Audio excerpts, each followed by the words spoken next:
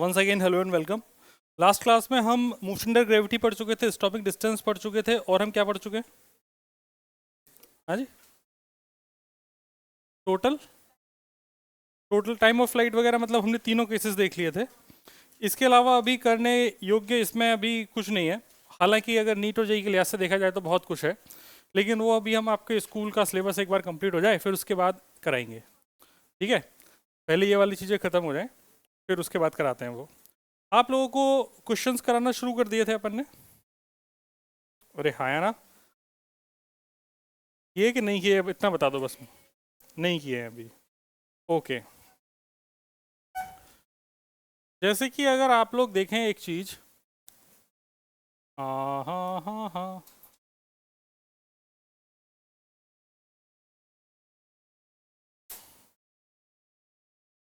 मैं आप लोगों को रिलेटिव थोड़ी सी बताना चाहता हूँ। रिलेटिव मोशन इसलिए जानना जरूरी है क्योंकि इसके कुछ क्वेश्चंस हैं एनसीईआरटी में। रिलेटिव मोशन को अपने को देख लेना चाहिए। रिलेटिव मोशन की बात ऐसी है कि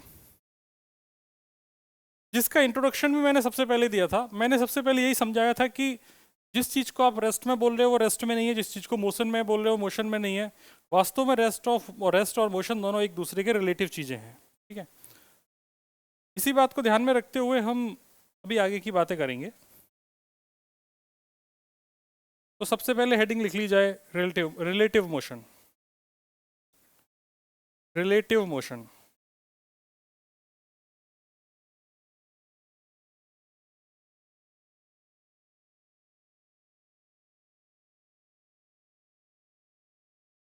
देखो, जब तुम बात कर रहे हो रिलेटिव मतलब मोशन ऑफ ए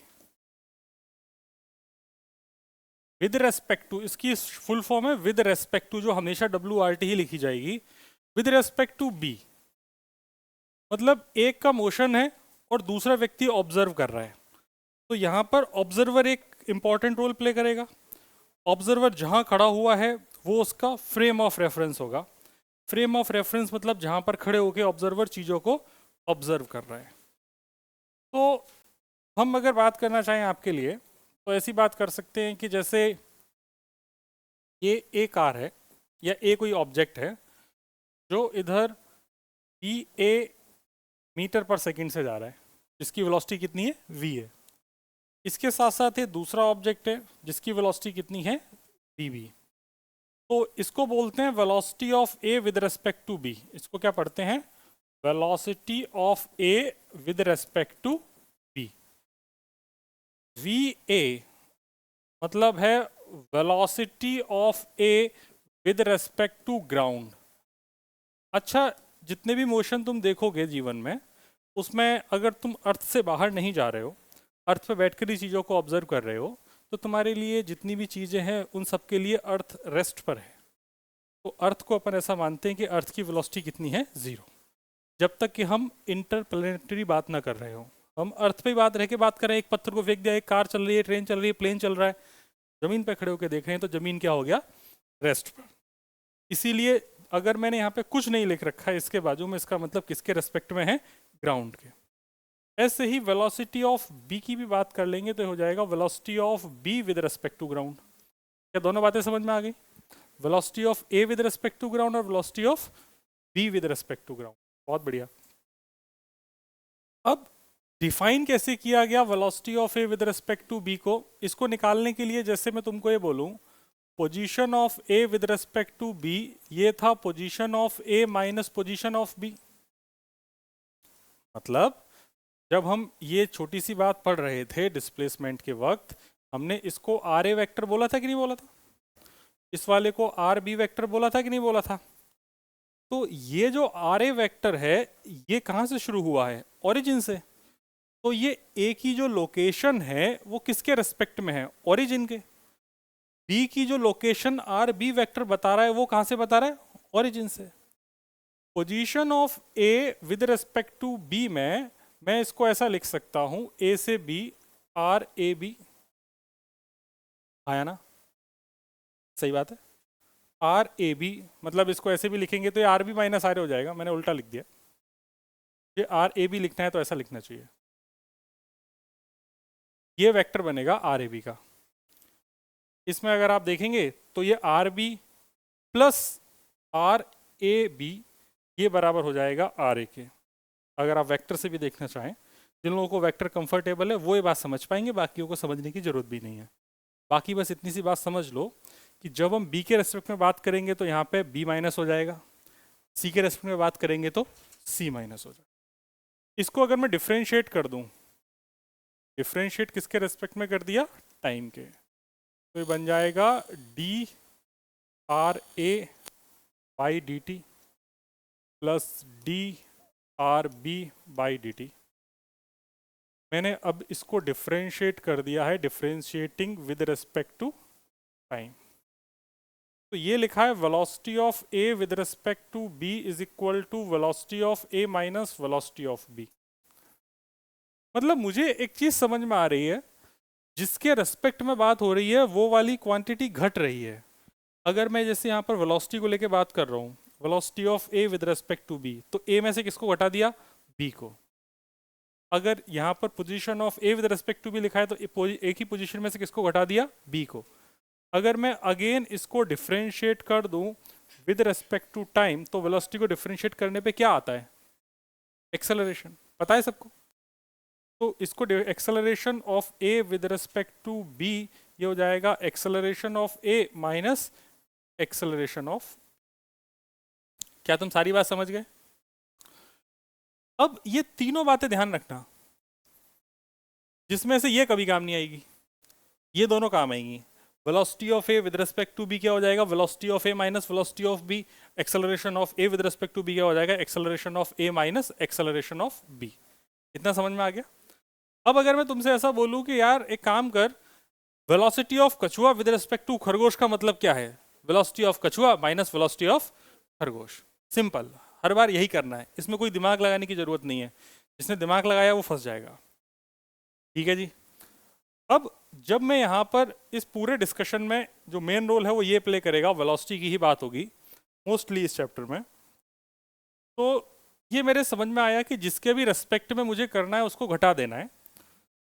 तो मैं यहाँ पे ना कुछ कुछ चीज़ें तुमसे पूछ रहा हूँ, तुमको सिर्फ बोर्ड पे देख के समझना है। वेक्टर सब्ट्रैक्शन याद है क्या तुमको? वेक्टर सब्ट्रैक्शन का फॉर्मूला था वेलोसिटी ऑफ ए, मैग्नीट्यूड जो था A minus B, A vector minus B vector का मैग्नीट्यूड का फॉर्मूला था under root A square plus B square minus 2ab cos theta. जब थीटा की वैल्यू 0 होती थी तो उसका आंसर a माइनस बी था। जब थीटा की वैल्यू 180 होती थी तो उसका आंसर a प्लस बी था। जब 90 डिग्री था तो उसकी value under root A square plus, सारे फॉर्मूले याद होने चाहिए तुमको, लिस्ट बनाने के लिए मैं बोल रखा हूँ और मैं लिख के नहीं दूंगा। हाँ, कल बोल रहा था ना। तो जैसे इसकी वेलोसिटी इधर है 15 मीटर पर सेकेंड, बंद कर ले। इसकी वेलोसिटी इधर है 7 मीटर पर सेकेंड। तुम समझ गए बात को? अब मैं आपसे जानना चाहता हूं कि velocity of A with respect to B बताओ। तो बच्चे बोलेंगे सर ये देखो वेलोसिटी ऑफ ए में से वेलोसिटी ऑफ बी घटा देंगे। ए की वेलोसिटी कितनी है? तो बच्चों ने बोला 15 आई कैप। बी की वेलोसिटी कितनी है? 7 आई कैप। 15 में से 7 गए तो कितने बचे? 8। तो velocity of A with respect to B आ गई 8 I cap. Simple vector subtraction है। सिमिलरली इसी प्रश्न को मैं अगर ऐसे पूछ लूं आपसे, velocity of B with respect to A बता दो, तो इसको बच्चे बोलेंगे सर इस बार velocity of B minus velocity of A, तो इस बार sir 7 I cap minus 15 I cap, तो आंसर हो जाएगा माइनस। इसको सर मैं डायरेक्टली भी बोल सकता था कि velocity of A with respect to B और velocity of B with respect to A, ये दोनों एक दूसरे के अपोजिट होंगे। अपोजिट होंगे तो क्या साइन लगेगा? माइनस। ये दोनों बातें तुम्हारे समझ में आ गई? इसको अब जो मैं समझाना चाह रहा हूं ना वैसे समझो। जिसके रेस्पेक्ट में बात हो रही है उसके ऊपर बैठ जाते हैं, सुनना गौर से। तो तुम्हें दुनिया उसके रेस्पेक्ट से दिखाई देना शुरू हो जाएगी। एक कार जा रही है, मुझे देखना है कि उस कार में बैठे हुए व्यक्ति को दुनिया की सारी चीज़ों की वेलोसिटीज कैसी दिख रही हैं। तो उसे ऑब्जर्व करने के लिए मैं अपने ऑब्जर्वर को कहाँ बिठा दूँ? कार के अंदर। इतना ही तो मतलब है। जैसे ही ऑब्जर्वर कार के अंदर बैठेगा, ऑब्जर्वर की वेलोसिटी कार के रेस्पेक्ट में कितनी हो जाएगी? जीरो। सही बात है। ये उसी तरीके की बात है, मैं तो अभी चल रहा हूँ, ये पेन रुका हुआ था, इस पेन को उठा के मैंने अपनी जेब में रख लिया, तो अब पेन की वेलोसिटी मेरे रेस्पेक्ट में कितनी है, यही तो मतलब हुआ। तो मैं ऐसा कह रहा हूं, क्योंकि ये बहुत फंडामेंटल कॉन्सेप्ट है और इसे एक बार में समझना है। कॉन्सेप्ट ये है, यहां से फिजिक्स की शुरुआत है, कि मैं बात कर रहा हूं विद रेस्पेक्ट टू बी, जिसके रेस्पेक्ट में बात कर रहा हूं उसको रोक दिया जाए।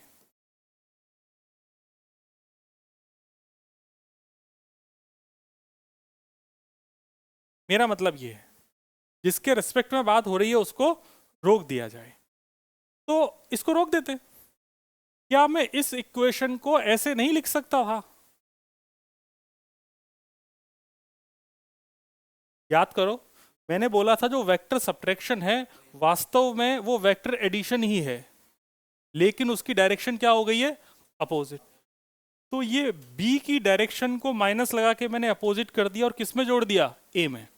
अब देख, ए की वेलोसिटी तेरी किधर थी, इधर 15, बी की वेलोसिटी किधर थी, इधर 7। मैं कह रहा हूं कि भैया एक काम कर, तू ना विद रेस्पेक्ट टू बी है तो किसको रोक दे, बी को। तो बी को रोक दिया।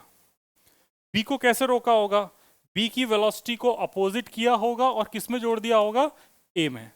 तो बी की वेलोसिटी को मैंने अपोजिट किया, तो बी की वेलोसिटी अपोजिट होके कितनी हो गई, -7। या माइनस अगर नहीं लगाना चाहते तो मत लगाओ, डायरेक्शन है, आया ना। अपोजिट करी और किस में जोड़ दी, ए में। 15 में से 7 गए तो कितने बचे, सुनने में अच्छा लग रहा है ना, लेकिन इससे पीछे की देख क्या क्या चीज तेरे और समझ में आई। अब जो जो एनालिसिस है उस एनालिसिस पे बात करेंगे। जैसे मैंने बी को रोका, तो बी को रोकने के लिए मैंने बी की वेलोसिटी अपोजिट करके बी में ऐड कर दी, तो बी की वेलोसिटी कितनी हो गई, 0। तो बी किस पे आ गया, रेस्ट पे। बी के रेस्पेक्ट में किस पे आ गया, और वो दुनिया की हर एक वेलोसिटी को पीछे की तरफ साथ जोड़ के देख रहा है।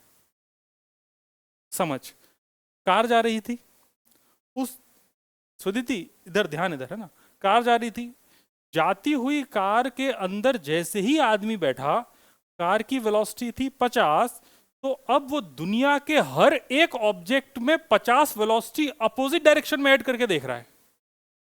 सोच के देख। और इजी करते हैं, दुनिया रेस्ट पर है, मकान रुके हुए हैं, बाजू में रिक्शे वाला रुका हुआ है, तुम भी बाहर खड़े हुए हो, सब बस कार चल रही है दुनिया में। कार, तुम बाहर खड़े थे, तुम्हारी वेलोसिटी थी 0 ग्राउंड के रेस्पेक्ट में, तुम कार में जाके बैठ गए, तुम्हारी वेलोसिटी ग्राउंड के रेस्पेक्ट में कितनी हो गई, 50। अब तुम्हारी वेलोसिटी 50 हुई, तो तुम 50 की स्पीड से आगे की तरफ जब जा रहे हो, तो दुनिया की जो भी चीज पहले रुकी हुई थी वो सब 50 से पीछे जाती हुई दिखाई दे रही है कि नहीं दे रही है, आया ना।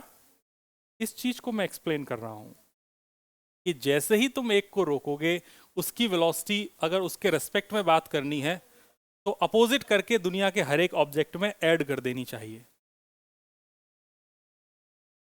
दिमाग में जोर पड़ रहा है, हाँ। तो चलो समझते हैं और क्या क्या हो रहा है। इसलिए अपोजिट करके इसलिए ऐड करिए, हम आगे जा रहे थे तो दुनिया के हर एक ऑब्जेक्ट में किधर ऐड होगी, अपोजिट होके, क्योंकि तुम हमेशा वही वेलोसिटी देखोगे जहां जो फ्रेम ऑफ रेफरेंस में बैठ के देख रहे हो, ठीक है। और सही बात तो यह है, इंसान का बच्चा कभी भी खुद की वेलोसिटी नहीं देख सकता है। सोच, कार में बैठा हुआ आदमी की अपनी वेलोसिटी कभी देख सकता था, नहीं। उसकी वेलोसिटी तो, तुम्हारी वेलोसिटी तुम्हारे रेस्पेक्ट में हमेशा कितनी है, इसीलिए तो कह रहा हूं इंसान का बच्चा कभी भी खुद की वेलोसिटी नहीं देख सकता। भले ही उसकी वेलोसिटी है, लेकिन उसकी वेलोसिटी किसी और के द्वारा देखी जा रही है। समझ में आया, ठीक है। थोड़ा दिमाग को और खोलते हैं, है ना, फिजिक्स का काम यही है, दिमाग को खोलना। जैसे ऐसा समझ, एक कार है, ठीक है, एक कछुआ है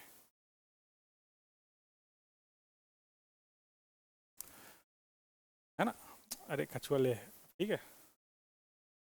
कार इधर जा रही है 10 मीटर पर सेकंड से, कछुआ इस डायरेक्शन में जा रहा है 1 मीटर/सेकेंड से, और एक टॉप व्यू है। टॉप व्यू समझता है बेटा? ऐसे मुंडी ऊपर करके देख रहे हैं, अच्छा ये कछुआ जा रहा है इधर, इधर ये कार जा रही है इधर, समझ गए? ऐसा ड्रोन से ऊपर से देख रहे हैं, समझ गए बात को? एक एक इसको जा रहा है किसी एंगल थीटा पे, एक ट्रक जा रहा है 5 मीटर/सेकेंड, और तुम यहां पर खड़े हो।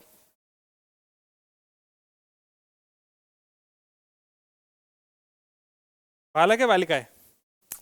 बालिका। बात हम कर रहे हैं ऑब्जर्वर की, तो यहाँ पे ऑब्जर्वर कौन है? बालिका। अपन ने 2 ऑब्जर्वर हमेशा अपन बात करेंगे, अभी धीमे धीमे नामकरण करना शुरू कर रहा हूं। तो देखो भाई, ऑब्जर्वर एक रहेगा जिसका नाम रखेंगे अपन कल्लू, और ऑब्जर्वर नंबर 2 रहेगा जिसका नाम होगा कल्लू की बहन कल्ली। तो ये कौन है, कल्लू है कि कल्ली है? कल्ली। तो कल्ली ये कहना चाह रही है तुमसे कि भाई मैं तो रुकी हुई हूं अभी, अब रुकी हुई हूं, तो ये रुकी हुई बच्ची इन तीनों चीजों की जो वेलोसिटी है जो देख रही है, वो किसके रेस्पेक्ट में देख रही है? ग्राउंड। ठीक है, अब ये इधर 2 मीटर/सेकेंड से चलना शुरू कर दे, तो जितनी भी ये ऑब्जेक्ट थे इन सब की वेलोसिटी जो से दिखेगी वो कुछ बदली हुई दिखेगी या उतनी ही दिखेगी? शाबाश, बस इतनी सी बात समझ गए ना, बस हो गया फिजिक्स पूरा। बदली हुई दिखेगी तो फिर अपन ने इसको रोक दिया, इसकी वेलोसिटी अपोजिट करी, और सब में कितनी ऐड कर दी? 2। खत्म। तो इसकी वेलोसिटी अब इसे कितनी दिखाई दे रही है? 10 और 2 8। ना ना ना ना ना, ये गड़बड़ नहीं करनी। 10 और 2, तो 10 में से 2 जाएंगे तो कौन बड़ा है? 10। तो डायरेक्शन किस साइड रहेगी? 10 की साइड। तो इधर कितनी हो गई? 8। ये 5 और 2, तो इधर कितनी हो गई? 7। ये फाइनल है। ये 2 और 1 थीटा एंगल पे इनका कोई रिजल्टेंट आएगा वी नेट, इसको ये इधर जाती हुई दिखाई दे। समझ गए बात को? तो क्या करना है, सिंपली जिसके रेस्पेक्ट में बात हो रही है उसकी वेलोसिटी को अपोजिट करके दुनिया के हर एक ऑब्जेक्ट में ऐड कर देना है। कि हिंदी में समझ पा रहे हो उस बात को? जिसके रेस्पेक्ट में बात हो रही है उसकी वेलोसिटी अपोजिट करके दुनिया के हर एक ऑब्जेक्ट में ऐड कर दें। दिमाग खुल रहा है कि नहीं खुल रहा? बंद तो नहीं हो जा रहा? ठीक है, धीमे धीमे और समझेंगे। इतना जितना तुमने समझा है, इसमें तुम्हें कोई डाउट है क्या? है ना? क्या? Very good question. वो उसकी अभी क्या कंडीशन है? जब तुम इस वेलोसिटीज को देख रहे हो तो तुम किसके रेस्पेक्ट में देखना चाह रहे हो? कल्ली के रेस्पेक्ट में। और कल्ली के रेस्पेक्ट में जब भी बात करेंगे तो कल्ली तुम्हारी रुक गई है, क्योंकि वो वेलोसिटी 2 अपोजिट करके इसमें भी ऐड हुई है, तो 2 - 2, अब इसकी खुद की वेलोसिटी 0 हो चुकी है। अब ये देख रही है दुनिया को। समझा?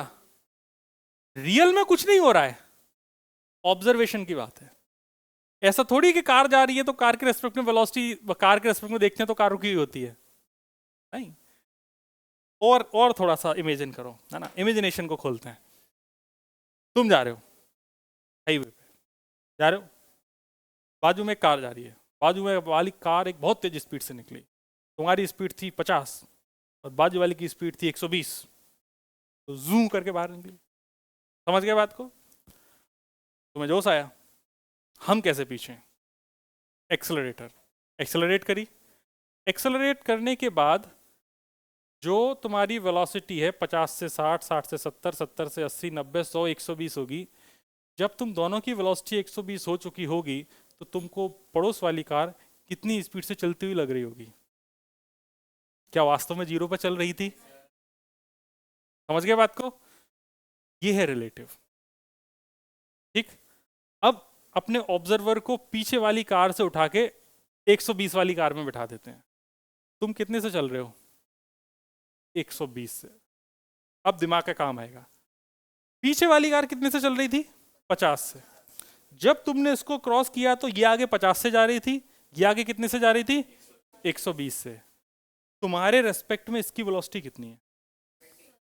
50 माइनस 120, तो कितनी आई? 70। किधर? मतलब इस इस वाली कार में बैठे हुए व्यक्ति को ऐसा लग रहा है कि ये जो कार है ना पीछे की तरफ जा रही है। आया ना? इसको कैसा महसूस हो रहा है कि कार पीछे की तरफ जा रही है? ऐसे तो महसूस होता है। -70 यही बता रहा है। अब उसने अपनी स्पीड 50 से 100 कर दी, तो 50 इस 50 वाली ने 50 से 100 कर दी, तुम तो अभी भी 120 से ही जा रहे हो, तो अब इसकी स्पीड कितनी हो गई? -20। तो पहले इसकी स्पीड पीछे की तरफ कितनी थी? -70। अब कितनी हो गई? -20। चमका कुछ? ठीक, चलो, इसका मतलब रिलेटिव का तुमको थोड़ा थोड़ा इंट्रोडक्शन हो गया है। अभी भी कह रहे हो सर थोड़ा थोड़ा ही हुआ है क्या? अभी फ्लो में समझते जाओ। फिर चलो एग्जाम्पल नंबर 2। ए जो था, ए इधर जा रहा था 15 मीटर पर सेकंड से, बी इधर जा रहा है 2 मीटर पर सेकंड से। तो velocity of A with respect to B के लिए क्या लिखा जाए? Velocity of A 15 I cap minus of -2 i cap, तो कितना हो जाएगा? 17 आई कैप। इसी बात को क्या मैं ऐसे नहीं लिख सकता? मतलब ये फॉर्मूला ही है, इस बात को मैं ऐसे भी तो लिख सकता हूं कि काम करते हैं भाई, बी को रोक देते हैं, बी की वेलोसिटी अपोजिट करी और किस में ऐड कर दी, तो इसकी वेलोसिटी ऐड करेंगे तो राइट साइड हो गई, 2 में ऐड कर दी, 15 और 2 कितना हो गया? 17। कोई कैलकुलेशन करने की जरूरत नहीं है। आया ना? ऐसे ही क्या हर एक बच्चे को समझ में आ रहा है? ठीक है। ऐसे ही अगर हम बोलें कि भाई ये ए है, ये इधर जा रहा है 15, नहीं 15 अच्छा नहीं लगता ना यार, बोलो 6 मीटर पर सेकंड से, बी इधर जा रहा है 8 मीटर पर सेकंड से। मुझसे पूछा velocity of A with respect to B बता दो, किसको रोकना है? बी को। लेकिन पहले तो हम उस मेथड से करेंगे जो मेथड हमको पुस्तकों में दिया जाता है। ए की वेलोसिटी कितनी है? 6 आई कैप। बी की वेलोसिटी कितनी है? -8 जे कैप। 8 और 6 कितने होते हैं? 10। मैग्नीट्यूड तो 10 हो गया, वैसे तो 6 I cap plus 8 J cap. It is velocity of A with respect to B. इसका मैग्नीट्यूड निकालेंगे तो 6 और 8 कितना होता है? 10। पता है ये बात कि नहीं पता? 3 और 4 कितना होता है? 5। 6 और 8 कितना होता है? 10। नहीं पता क्या तुम लोगों को?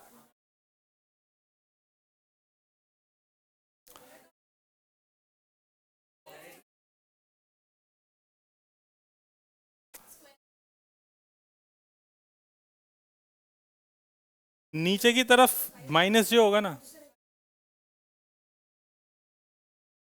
हे मेरे प्यारे कछुओं, आई कैप माइनस आई कैप जे कैप माइनस जे कैप, 8 नीचे की तरफ है।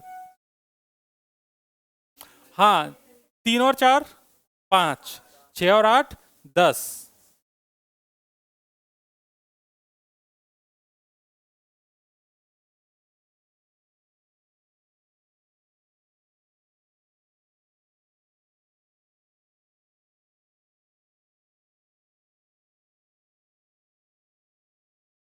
Right angle triplet, √a² plus b²।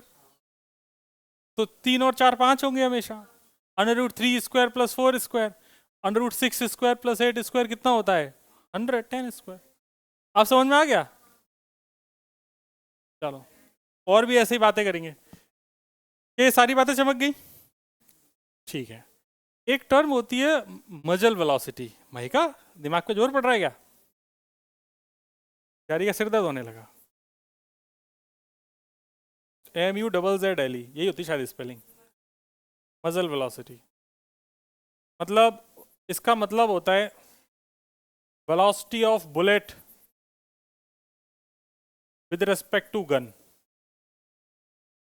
क्या होता है muzzle velocity? Velocity of bullet with respect to gun. हिचके एकदम याद आ गया ना? अरे हाँ, यही मारपीट की बातें तो याद रहती हैं सर। तो मजल वेलोसिटी होता है velocity of bullet with respect to gun. मेरे हिसाब से अब आप रिलेटिव थोड़ी बहुत समझ चुके हैं, थोड़ी बहुत, ज़्यादा तो वैसे भी नहीं समझाई मैंने। जो नीट जेई वाली वो अभी तो बात ही नहीं करी, अभी तो बेसिक समझा रहे। इससे आपके एनसीईआरटी के क्वेश्चंस हो जाएंगे। आप लोगों को अब लिख लेना चाहिए। लिखना शुरू कीजिए। और ना जितनी स्पीड से हो सकता है उतनी स्पीड से छापना है, इससे पीछे तो कुछ है नहीं, थोड़ा स्पीड से छापना है।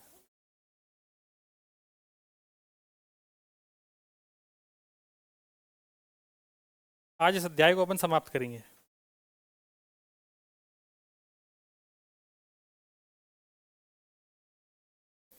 ये वाला जो क्वेश्चन दिख रहा है ये अभी जे एडवांस में आया हुआ है, अभी कल के पेपर में, पेपर 1 का शायद क्वेश्चन नंबर 4 है ये क्वेश्चन आप लोग करने की कोशिश करो, आप लोग कर लोगे। इससे तुम्हें लगेगा कि जे एडवांस तो बहुत इजी है, एक बार कर लेना चाहिए। जो जो नहीं, कुछ नहीं बनाना, सीधा देख के सॉल्व करना है। सबसे पहली चीज क्या चेक करनी है, क्या इसमें कोई एरर है? नहीं, एरर होती तो जब कुछ भी मेजर नहीं कर रहे थे तो इनके जीरो कॉन्साइड ही नहीं कर रहे थे, करने चाहिए थे।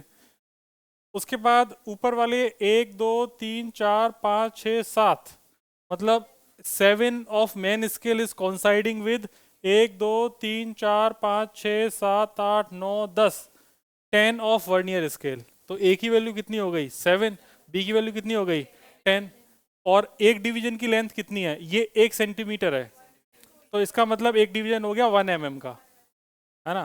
तो m की वैल्यू 1 mm, जरा लीस्ट काउंट निकालो।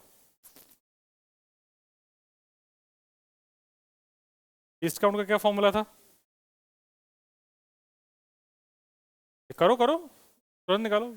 b माइनस ए अपॉन बी इंटू एम, कितनी वैल्यू आ गई? ए की वैल्यू कितनी है 7, बी की वैल्यू 10, एम 1 सेंटीमीटर है ना टोटल, तो एक डिवीजन की लेंथ कितनी हो गई? अरे 1 2 3 4 5 6 7 8 9 10, 1 सेंटीमीटर को 10 हिस्सों में बांटा है, तो एक डिवीजन की लेंथ 1/10 सेंटीमीटर, 1/10 सेंटीमीटर मतलब 0.1 सेंटीमीटर, 0.1 सेंटीमीटर का मतलब 1 mm, सिंपल। तो कितना आ गया 0.3 mm, ठीक है। सेंटीमीटर में कितना आ जाएगा 0.03। अब इसको इसने कुछ डायमीटर कुछ रखे, एक ट्यूब को रखे, फिर उसने मेजर किया है, फिर उसने रीडिंग दे रखी है। कौन सा नंबर कॉन्साइड कर रहा है, तो पता चला जीरो के बाद ये पहले कॉन्साइड कर जा रहा है ना।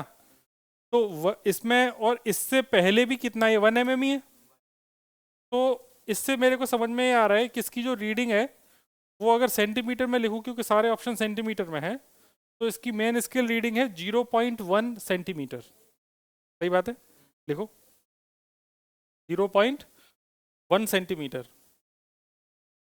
फिर इसकी वर्नियर स्केल रीडिंग की बात करूं तो पहले ही नंबर कॉन्साइड कर रहा है, तो 1 इंटू लीस्ट काउंट मतलब 0.03 सेंटीमीटर, 1 इंटू लीस्ट काउंट मतलब 0.03 सेंटीमीटर। तो कितना हो गया, क्या रीडिंग हो गई 0.13, 0.13। कौन सा ऑप्शन हो गया? बस ऐसे क्वेश्चन आते हैं यही। हाँ भाई यही तो पेपर है, 2 4 क्वेश्चन ऐसे होंगे कि तुमसे होंगे ही नहीं। अब जैसे इससे ऊपर वाले को मैं दिखा देता हूँ, ये तो खैर छोड़ो, कैसा लग रहा है देखने में ये,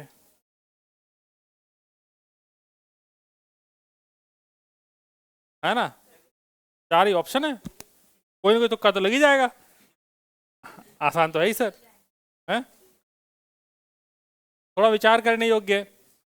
खैर ये जब आप पढ़ेंगे तब समझेंगे, अभी तो आपको पता ही नहीं है कि ये क्या है, कौन सा चैप्टर है क्या है, बस आपको ओमेगा ओमेगा समझ में आ रहा है, बाकी और कुछ समझ में नहीं आएगा। खैर हम आते हैं मुद्दे पे।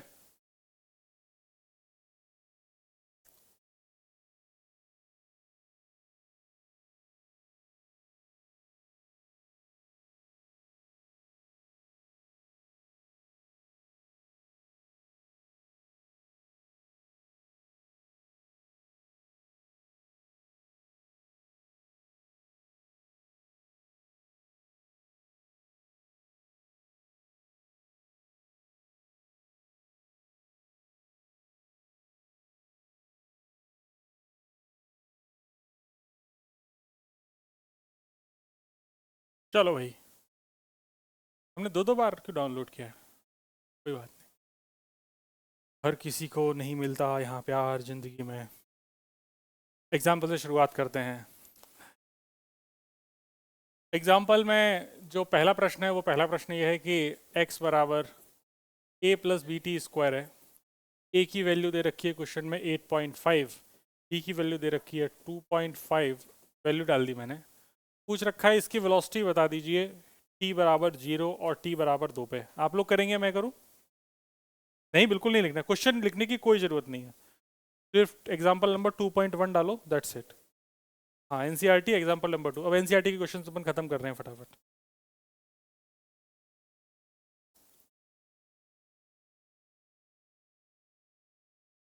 क्या सोच रहा है, क्वेश्चन कर। ये x1 x2 की क्या वैल्यू रख रहा है? उसने जीरो पे क्या पूछा है? Find its velocity. तो वेलोसिटी के लिए क्या करना पड़ेगा? इसको डिफरेंशिएट। तो v बराबर अपन क्या लिख देंगे?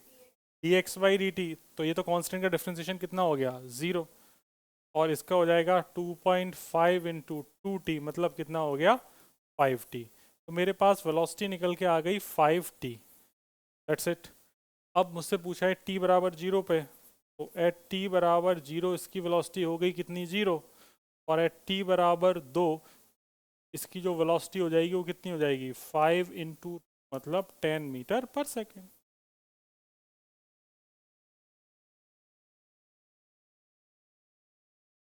Got it? क्या बोलती पब्लिक? यस सर, ठीक।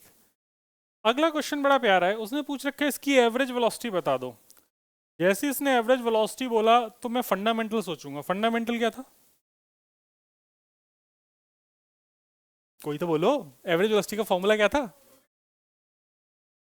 डिस्प्लेसमेंट अपॉन टाइम, ठीक है। तो डिस्प्लेसमेंट के लिए मुझे पोजीशन चाहिए। डिस्प्लेसमेंट क्या था? Final position minus initial position upon time, t2 minus t1 या t final minus t initial. तो मैंने एट t बराबर 2 सेकेंड इसकी इनिशियल पोजीशन निकालने की कोशिश करी। जैसे ही मैंने t की वैल्यू 2 डालूंगा इसमें, तो हो जाएगा 8.5 प्लस 2.5 इंटू 2 का स्क्वायर, तो दो दूनी 4, है ना। और ये 10 हो गया, और ये हो जाएगा 18.5। इसमें कोई डाउट? ऐसे ही मैंने एट t बराबर, उसने दूसरा क्या बोला है? 4। तो मैंने 4 पर एक और पोजीशन पता करने की कोशिश करी, तो यहाँ पर t की जगह कितना डाल दिया इस इक्वेशन में? 4 डाल दिया, तो हो जाएगा 8.5 प्लस 2.5 इंटू 4 का स्क्वायर। तो 4 का स्क्वायर कितना होता है? 16, है ना। तो 5/2 16, 8, मतलब 8 पंजे 40, 40 और 8 48.5। इनिशियल और फाइनल दोनों पोजीशन आ गई। अब तो मुझे एवरेज वेलोसिटी निकालने में कोई टेंशन नहीं है। एवरेज वेलोसिटी मेरे लिए क्या हो गई? X final minus x initial upon T final या t2 माइनस टी इनिशियल। तो ये हो गया मेरे पास 48.5 minus 18.5 divided by final time कितना है बेटा? 4। इनिशियल कितना है? 2। ये 48 में से 18 गए तो कितने बचे? 30। 30/2, तो आंसर कितना हो गया? 15 मीटर पर सेकंड। कहाँ से लेके कहाँ तक? 2 से लेके 4 तक। आगे बात समझ में? बिल्कुल भी टफ नहीं। अपन को बस इसमें दिमाग नहीं लगाना है, ये ध्यान रखना। तो कोई भी एक्स्ट्रा दिमाग नहीं लगाना। इसने बोला डिस्प्लेसमेंट, हमें पता था। इसने बोला एवरेज वेलोसिटी, हमने बोला डिस्प्लेसमेंट अपॉन टाइम। डिस्प्लेसमेंट के लिए क्या चाहिए? Final position. फाइनल पोजीशन के लिए क्या चाहिए? टाइम डाल दो एक्स में, इनिशियल और फाइनल, सीधा वैल्यू आ जाएगा। ओके जी, ठीक है ना। वीडियो मिल गई थी तुमको?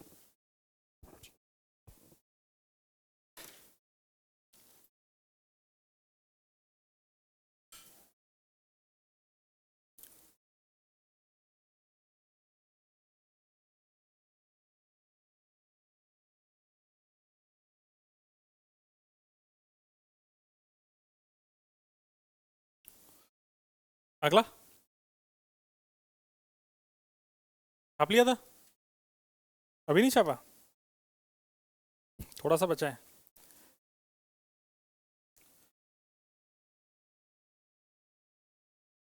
आप लोग खुद करना चाहते हैं कुछ, या मैं ही करूं सारे? अरे कुछ तो बोलो। तो वही करना है, मुझे उम्मीद नहीं है कि तुम लोग पूरा सॉल्व करो, मैं चाहता हूँ आप लोग ट्राई तो करो एटलीस्ट, क्योंकि अगर एक बार उससे आंसर आएंगे तो तुम्हें कॉन्फिडेंस बहुत बढ़ेगा।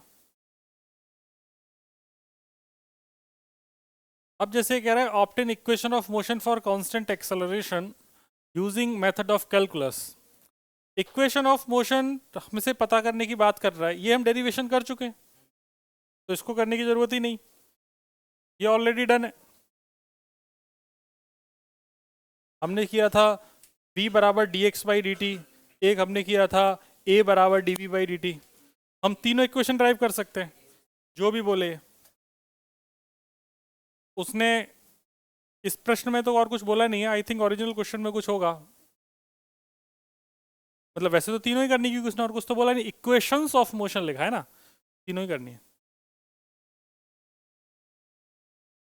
उसके बाद ये क्वेश्चन है जिसमें ऐसा है, पढ़ो जरा, पढ़ के समझो, पढ़ के समझो और एक बार चित्र बनाओ, फिर मेरे से मैच करना कि देखो तुम्हारा सही बना है कि गलत बना है ना।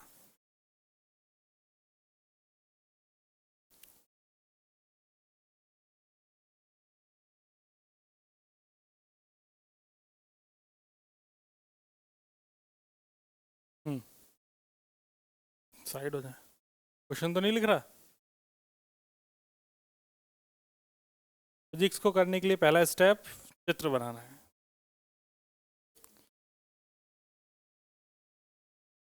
हाँ, मतलब एक कोई बिल्डिंग रही है, ठीक है, a ball is thrown vertically upward with a velocity of 20 metre per second from the top of a multi storey building. हमने इसको ऊपर फेंक दिया 20 मीटर पर सेकंड से, हमने कहा ओके फेंक दो। The height of the point from where the ball is thrown is 25 metre from the ground. 25 metre ऊंची बिल्डिंग से हमने इसको ऊपर की तरफ 20 से फेंक दिया। बोल रहा है how high will the ball rise. मैं बिना पेन उठाए इस क्वेश्चन को करने की कोशिश करता हूँ, आप लोगों को बस मैच करनी है फ्रीक्वेंसी अपनी मेरे से, ठीक है। 20 से अगर इसको मैंने ऊपर फेंका है तो इसकी वेलोसिटी कितनी देर के बाद जीरो हो जाएगी? मैंने क्या बोला, कितनी देर के बाद?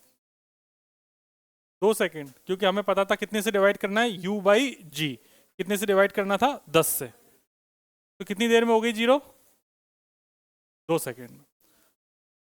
2 सेकेंड में अगर इसकी वेलोसिटी जीरो हो गई तो हमने एक फॉर्मूला पढ़ा था डिस्टेंस का, u plus v by two into t. दिमाग में सोचना है, दिमाग में मैं लिखाऊंगा तो अभी सब। क्या था ये फॉर्मूला, याद है? u तुम्हारा v से, v तुम्हारा जीरो है, बाई टू, मतलब 20/2 तो कितना बचा? 10। इसमें टाइम से मल्टीप्लाई करना था, टाइम कितना आया है? 2, तो कितना हो गया? 20। मतलब अभी ये और ऊपर कितना गया होगा? 20 मीटर। मतलब यहाँ से लेके यहाँ तक की हाइट जो h है वो h पता चल गया ना, 20। टोटल कितना हो गया? 20 प्लस 25 कितना हो गया? हाँ है ना। सोचने का दूसरा तरीका, तुम बस ऐसे दिमाग को चलाओ, दिमाग जितना चलेगा ना तुम्हारे मेथड्स और खुलते जाएंगे, मैं सिखाऊंगा सब तुमको। 20 से फेंका, 2 सेकंड में ऊपर चला गया। अगर मुझे सिर्फ यहीं तक की बात करी होती तो 2 सेकंड नीचे आता, 4 सेकंड की जर्नी खत्म हो जाती। आया ना। उसने पहले स्टेप में तो पूछ लिया ऐसा, दूसरा पूछा कितनी देर वो बॉल को जमीन पे आने में टाइम लगा होगा, तो जमीन पे ऊपर जाके नीचे आएगा। तो अब यहां से इसको ये इस तरीके से बात हो गई कि यहां से इसको 45 मीटर चलना है, सही बात है। अगर इसको ऊपर से लेके नीचे तक 45 मीटर चलना है तो पहले सेकंड में कितना चलेगा? 5। दूसरे सेकंड में 15। मार खाएगा, मार। 1:3:5:5 10 15, 5 का टेबल याद करो। पहले सेकंड में कितना चलेगा? 5। दूसरे सेकंड में 10, कितना चलेगा? 15। पहले में 5, दूसरे में 15, कितना हो गया? 20। तीसरे में कितना चलेगा? 25। 20 और 25 मतलब कितनी देर की जर्नी रही? 3 सेकंड। 3 सेकंड में नीचे आ गया, 2 सेकंड ये था, टोटल कितनी देर लगी? हो गया क्वेश्चन। समझ गए बात को? ये सब है मेंटोस मेथड। इसके लिए थोड़ा दिमाग खुला हुआ होना बहुत जरूरी है, इसीलिए कह रहा हूँ दिमाग चलाओ। ठीक, जैसे जैसे दिमाग चलाते जाओगे वैसे वैसे क्वेश्चन ऐसे ऐसे देखोगे क्वेश्चन और आंसर बोलोगे। तो 20 से फेंका मतलब 1 सेकंड, 2 सेकंड में 0, ओके ठीक है। 2 सेकंड में कितना चलेगा? 5 और 15 मतलब कितना चलेगा? 20। 20 चलेगा मतलब टोटल 45। 45 का मतलब होता है कितना? 45 का मतलब होता है 3 सेकंड। 3 और 2 5, सीधा आंसर 5। ऐसे सॉल्व करने हैं क्वेश्चन। ठीक है, खैर वो सीखेंगे तब सीखेंगे, धीमे धीमे तो मैं तुम्हें बताते ही जा रहा हूँ। आओ बातें करें जैसे करते हैं छोटे बच्चों की तरह, है ना? छोटे बच्चों की तरह अगर बातें करेंगे, आंसर तो मैंने निकाल ही दिया है। जैसे अगर मुझसे एच निकालने को बोला जाए तो एच का फॉर्मूला मैंने याद कर रखा था, यू स्क्वायर बाई 2g। ये तुम्हें याद है कि नहीं? पेपर में डायरेक्टली नहीं लगाना है, पेपर में लिखना है वी स्क्वायर बराबर यू स्क्वायर प्लस 2as। लिखना है ना, पेपर में तो लिखना पड़ेगा ना यार। उन्हें कैसे पता कि ये वाला फॉर्मूला लगेगा? उनको तो पहले बताना पड़ेगा कौन सा फॉर्मूला लगा है। वी स्क्वायर बराबर यू स्क्वायर प्लस 2as, जहाँ पे वी कितना है 0, u square plus 2 minus g into h, फिर यहाँ से एच आ जाएगा यू स्क्वायर बाई 2। तो u की वैल्यू कितनी है 20, 20 का स्क्वायर डिवाइडेड बाई 20 मतलब यार 2 इंटू 10। तो आंसर कितना हो गया 20 मीटर। कोई प्रॉब्लम यहाँ तक बच्चा? नहीं। तो टोटल हाइट अगर अपन बात करें हो जाएगा 25 प्लस 20 मतलब 45 मीटर। ए पार्ट खत्म, ए पार्ट का आंसर खत्म। बी पार्ट की बात कर लें। बी पार्ट की अगर अपन बात करेंगे तो बी पार्ट में टाइम चाहिए ए बी सी। देखो लिखना बंद करो, दिमाग में और चीजें समझाओ अपने आप को। डायरेक्टली कैसे करना है ये तो समझ में आ गया। मोशन को दो हिस्सों में तोड़ दो, अपवर्ड जर्नी अलग, डाउनवर्ड जर्नी अलग, क्वेश्चन एकदम इजी। ठीक है, लेकिन इसको अगर नॉर्मल किस तरीके से किया जाता है आइडियली वो देखें तो इसमें फॉर्मूला लगेगा एस बराबर U T plus half A T square. ठीक है, ये ए से लेके सी तक की बात कर रहे हैं अपन, ए टू सी यही जर्नी की तो बात कर रहे हैं टोटल। तो तुम्हारा इनिशियल पॉइंट ए है, फाइनल पॉइंट ये। तो इस दौरान तुम्हारा ए से लेके सी तक के दौरान ये जो एस है ये डिस्टेंस था या डिस्प्लेसमेंट था? घूसा खाओगे, डिस्प्लेसमेंट था। डिस्प्लेसमेंट था, डिस्प्लेसमेंट था। और बोलूं एक बार, डिस्प्लेसमेंट था। तो यहां से लेके यहां तक का डिस्प्लेसमेंट कितना है?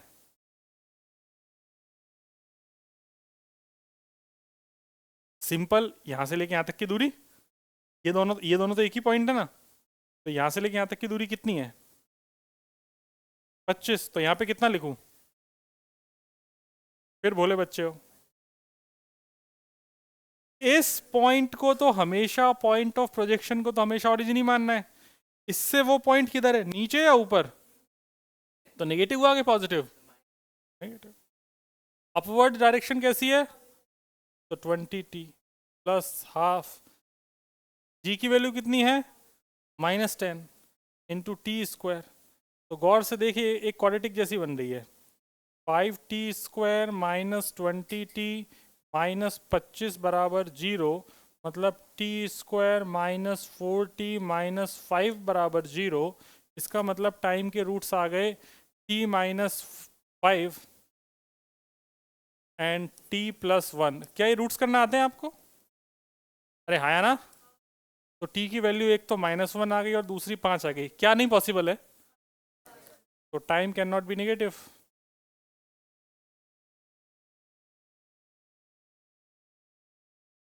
तो टाइम कितना आ जाएगा? 5 सेकेंड। अभी बताओ कौन सा मेथड बढ़िया है? ये वाला बढ़िया है ना? गधे हो, तुमको रसमलाई अगर खिलाई जाए ना फिर भी तुम वो नीम के पत्ते ही खाओगे। वापस से देखो, इस मोशन को दो हिस्सों में तोड़ो, तुम्हें क्वाड्रेटिक बनाने की जरूरत ही नहीं। देख, सुन,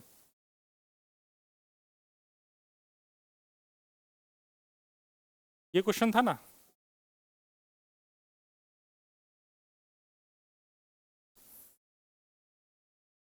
ओ से लेके ए से लेके बी, या इसका नाम शायद हमने ए बी सी रखा था,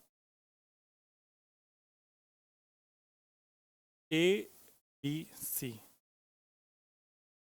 ए टू बी की जर्नी का time T1, B to C की जर्नी का टाइम T2। सही बात है। ये हाइट ऑलरेडी तुम कितनी निकाल चुके हो, 25 मीटर। तो यहाँ से लेके यहाँ तक की 20 मीटर, यहाँ से लेके यहाँ तक की टोटल हाइट को अगर मैं स्मॉल एच बोल दूँ तो स्मॉल एच की वैल्यू कितनी हो जाएगी, 45। तो इसके लिए जो T1 होगा वो T1U/G मतलब 20/10 मतलब कितना हो जाएगा, 2 सेकेंड। यहाँ तक कोई प्रॉब्लम? और हाइट की बात कर लें तो हाइट हो गया 20 + 25 मतलब 45। B2C जर्नी के दौरान अगर हम आपसे बोलें कि जो S बराबर UT + ½ AT स्क्वायर में S तो तुम्हारे पास देखो U तो कितना हो गया, 0 हुआ कि नहीं हुआ? क्योंकि B2C में यहाँ से तो इसकी वेलोसिटी 0 हो गई ना अब तो यहाँ से जो टाइम आएगा वो T2 आएगा, क्योंकि ये टाइम को तुमने क्या माना है, T2। B से C तक का टाइम क्या माना है, T2। T2 की वैल्यू √2S/A आएगी कि नहीं आएगी? और अगर 2S/A आएगी तो √2S की वैल्यू यहाँ से लेके यहाँ तक कितना हो गया, 45, और एक ही जगह कितना डाल दिया, 10। तो कितना आ गया ये, 3 सेकेंड। सही बात है, गलत कर दिया गया? 45 सही तो है। 45 दूनी 90, 90/10, 9, 9 √9 3, है ना? तो टोटल टाइम तुम्हारे पास कितना आ गया, T1 + T2 हो जाएगा 2 + 3 मतलब 5 सेकेंड। ये वाला कहाँ से निकाला था, ये वाला तो याद है ना, V बराबर U + AT। ये 0 था, ये U था, ये -G था, ये T1 था, तो यहाँ से T1 आ गया था। अब इस पूरे यात्रा में देखो, तुमने मेथड नंबर 1 देख लिया जिसमें क्वाड्रेटिक सॉल्व कर लिया, मेथड नंबर 2 देख लिया जिसमें हमने ऐसे सॉल्व किया, कौन सा बढ़िया है? समझ में आया? इस वाले मेथड को ही मैंने हवा में सॉल्व किया था। सोच के देख, मैंने यही तो किया था, U/G। उसके बाद गैलीलियो वाला लगाया था, 1 3 5 सेकेंड, 5 15 25 35 45। खैर, आप लोग लिखना चाहेंगे, लिख लीजिए।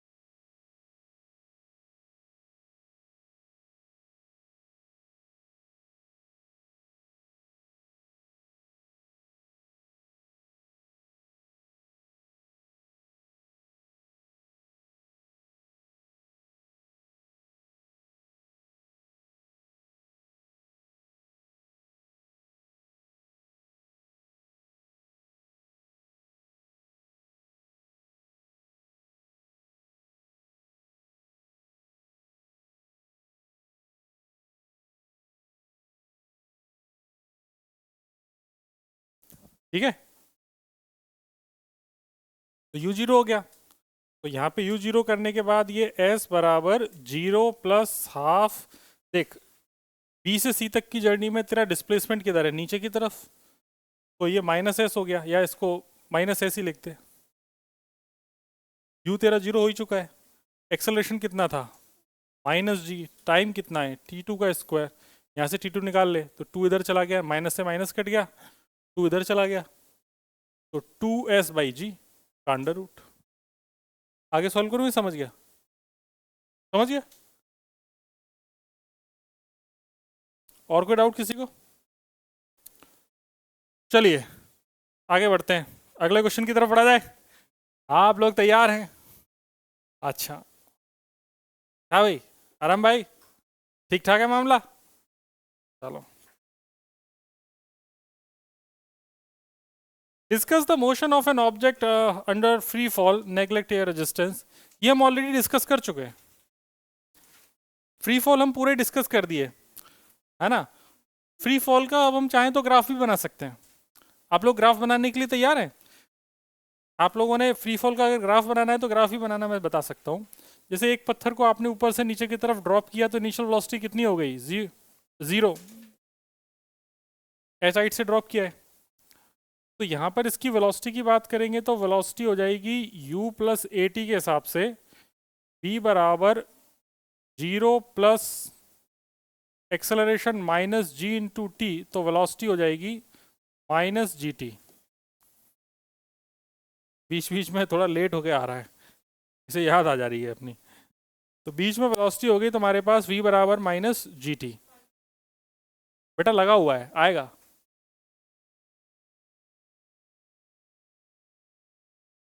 आएगा, मैंने लगाया है, मैंने लगाया है, आएगा, देखो आ गया, भरोसा रखो मेरी बात पे। तो वेलोसिटी आ गई माइनस जी टी। मतलब अगर मैं इसकी जर्नी जहाँ से मैंने ड्रॉप किया है, जहाँ पे ज़मीन पे टकराएगा, इस दौरान अगर मैं बनाना चाहूँ तो वेलोसिटी है, ये टाइम है, तो माइनस जी टी ग्राफ तो ये बनेगा। वेलोसिटी तो नेगेटिव है तो नीचे बनेगा, टाइम नेगेटिव हो नहीं सकता, मतलब पीछे में बना नहीं सकता हूँ। समझ गए बात को? अगर स्पीड बनाना हो तो, अगर स्पीड बनाना हो तो स्पीड वर्सेस टाइम, ये तो वेलोसिटी वर्सेस टाइम। अगर स्पीड वर्सेस टाइम ग्राफ बनाना हो तो स्पीड कभी भी नेगेटिव, तो इसका मतलब जब स्पीड की अगर अपन बात करेंगे तो स्पीड वर्सेस टाइम में यही ग्राफ ऊपर की तरफ चला जाएगा। क्यों? क्योंकि यहां पर माइनस की जगह क्या आ जाएगा, plus, straight line passing through origin, ठीक है ना। नशा वशा मत किया अगर बेटा, थोड़ा कम माल फूकेंगे अपन। स्पीड है कभी भी नेगेटिव नहीं होती, तो पॉजिटिव लेनी पड़ेगी ना, तो माइनस जी टी का प्लस जी टी हो जाएगा।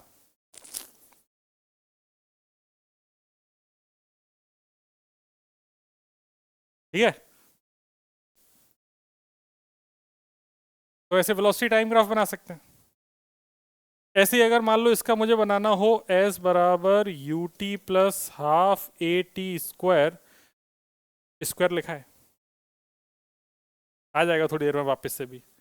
तो इनिशियल वेलोसिटी तो जीरो है, s बराबर u तो जीरो हो गया, acceleration half acceleration minus g into T का स्क्वायर, तो s बराबर हो रहा है minus half G T square. अब s बराबर minus half G T square, क्या चाय? अरे नहीं यार, इतनी गर्मी में चाय क्या, अब तो मैं पानी पिलवा दो ठंडा, तो पानी पिलवा दो यार। हाँ थोड़ा बोतल साफ कर लेना धुल के, डिचिक डिचिक कर। तो s बराबर minus half G T square हो गया। क्या y एक्सिस पर, गौर से देखना मैं क्या कह रहा हूँ, डिस्प्लेसमेंट वर्सेस टाइम ग्राफ है, y एक्सिस पर अगर ये लिया है तो y आगे माइनस लिखा हुआ है, ये पूरा एक ही तरह काम करेगा कि नहीं करेगा? तो ए एक्स स्क्वायर, ये जो ग्राफ है किसका होता है, पैराबोला। माइनस ए नेगेटिव है तो किधर होगा, डाउनवर्ड पैराबोला। डाउनवर्ड पैराबोला मतलब ये ग्राफ बनेगा कि नहीं बनेगा, और टाइम नेगेटिव हो नहीं सकता, इसकी वजह से ग्राफ सिर्फ इतना बनेगा। समझे कि नहीं समझे? ये हो जाएगा कौन सा graph, displacement versus time graph. यही को अगर मैं डिस्टेंस वर्सेस टाइम ग्राफ बना दूं तो इट इज डिस्प्लेसमेंट। अगर डिस्टेंस वर्सेस टाइम ग्राफ बनाऊंगा तो किधर बनेगा, ऊपर या नीचे? ऊपर बन जाएगा, है ना। बस इधर टाइम नेगेटिव हो नहीं सकता, यहां से चलेगा। एक्सेलरेशन कैसा रहेगा, नेगेटिव, और कैसा रहेगा, कांस्टेंट। तो अगर 80 ग्राफ बनाने की बात करूं तो 80 ग्राफ कैसा बनेगा, एक्सेलरेशन वर्सेस टाइम ग्राफ ये बन जाएगा, माइनस का जी यहां पे आ जाएगा।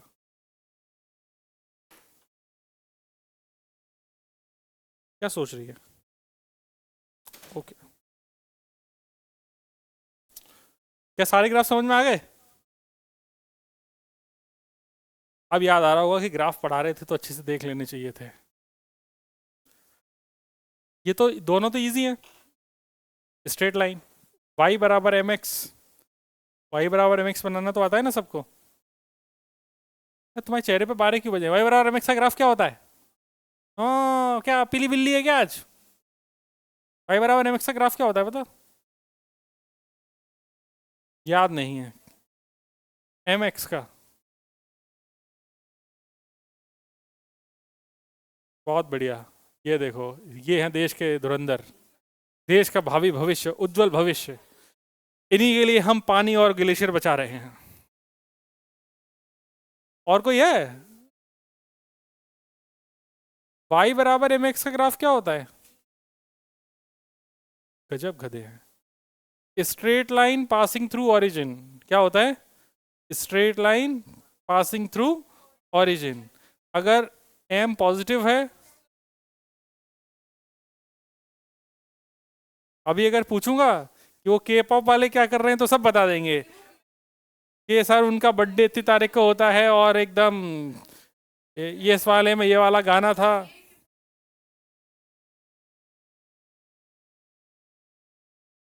कौन सा? इसके लिए है ना, एस और टी का ग्राफ है ना ये।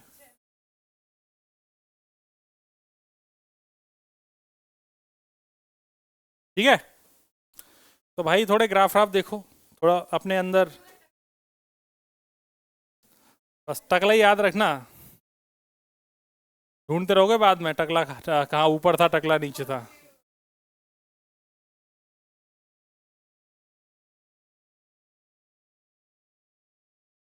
ठीक है, चलो, ये हम बता चुके हैं ऑलरेडी, है ना। 1:3:5:7 वाली कहानी ये हम नहीं बताएंगे। स्टॉपिंग डिस्टेंस के बारे में भी हम बात कर चुके हैं, स्टॉपिंग डिस्टेंस भी हम डिस्कस नहीं करेंगे, ये हम ऑलरेडी कर चुके हैं। उसके बाद ये एक स्कूल में कराया गया होगा आपको, है ना? नहीं कराया? कहाँ कराया गया फिर? Reaction time. रिएक्शन टाइम मतलब इनको स्कूल में ऐसे बताया गया होगा तुम्हारे, मतलब यहाँ से तो छोड़ते हैं, इस हाथ से पकड़ते हैं अरे हाँ, है ना। तो इसे पकड़ने में जो भी तुम्हें ऐसा ऐसा बताया। आओ पढ़ते हैं क्या कहना चाह रहे हैं। When a situation demands our immediate action, it takes some time before we really respond. जो हमने बात बताई थी सिंपल भाषा में वही। Reaction time is the time a person takes to observe, think and act.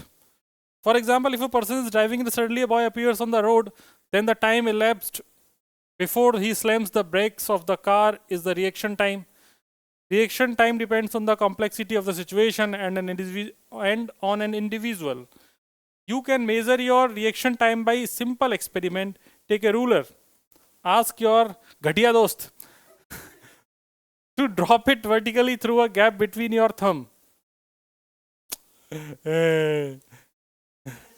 After you catch it, find the distance traveled by the ruler. In practical cases, D was found to be 21 centimeter. Estimate reaction time.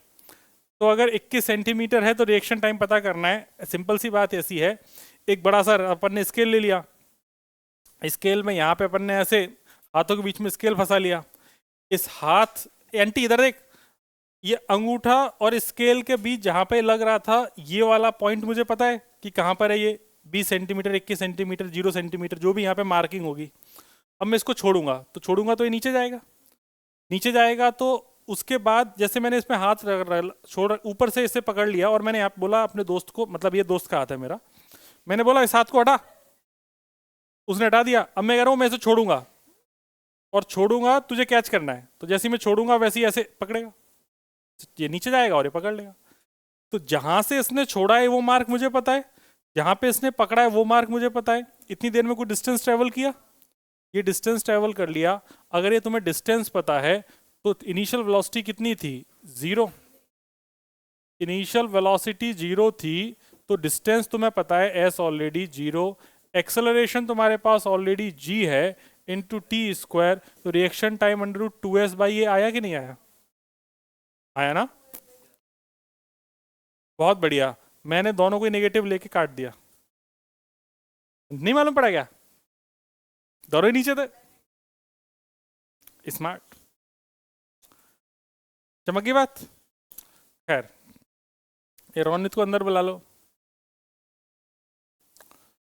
Ronit bro,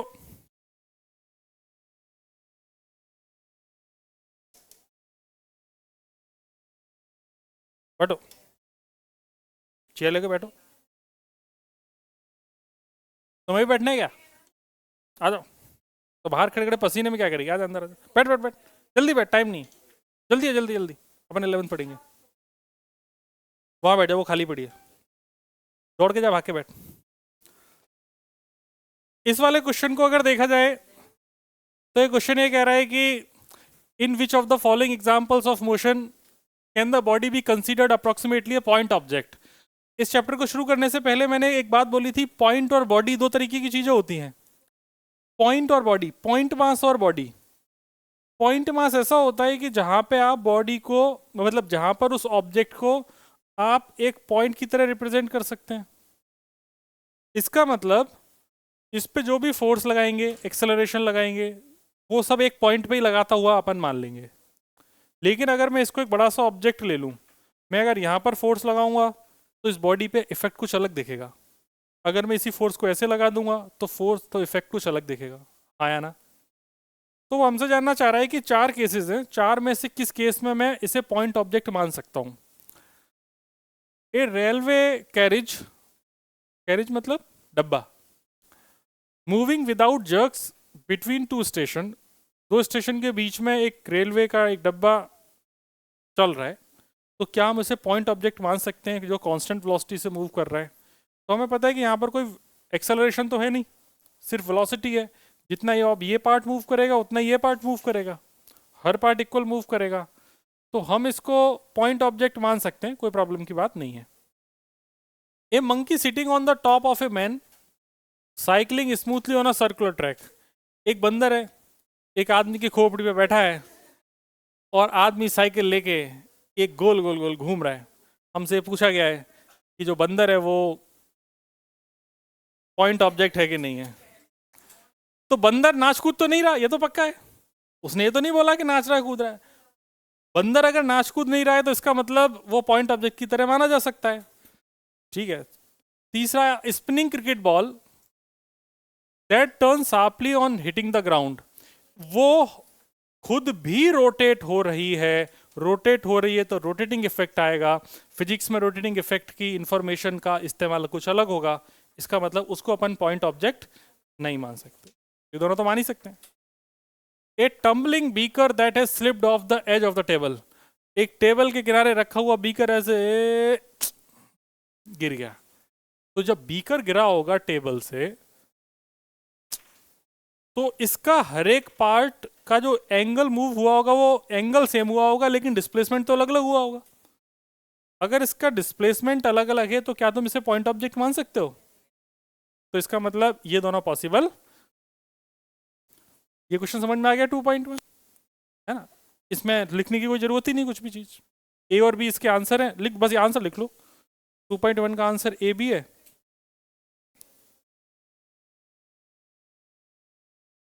इसके बाद ये question करने के बाद अपन इस class को समाप्त करेंगे। इस क्वेश्चन को देखा जाए, ये क्वेश्चन आप लोग देखिए क्या कहना चाह रहा है आपसे।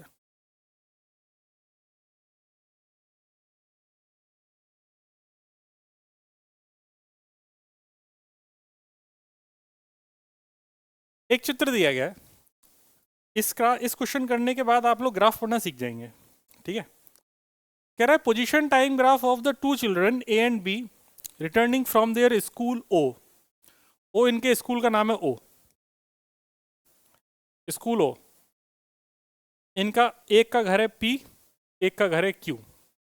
एक को जाना है, ए को जाना है पी, बी को जाना है क्यू, एक दूसरे घर नहीं जाना है। Choose the correct entries in the bracket. और ये ग्राफ दे रखा है।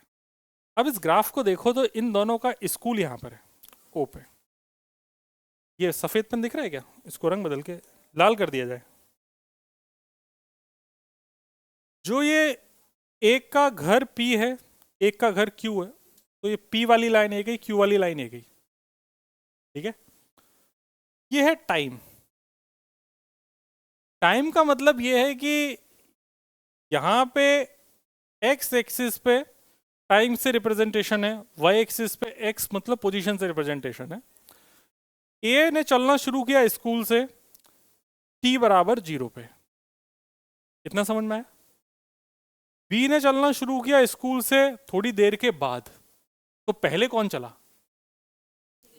इतना समझ आ गया। और बाद में कौन चला? B। A का घर कहां पर है? P पर। और B का घर कहां पर है? तो A की वाली लाइन यहां पर मिलके यहां पे पहुंची, इसका मतलब A अब घर पे पहुंचा है यहां पे। ये वाले टाइम को नोट किया जाए। ये वो टाइम है जब कौन घर पे पहुंचा है? A।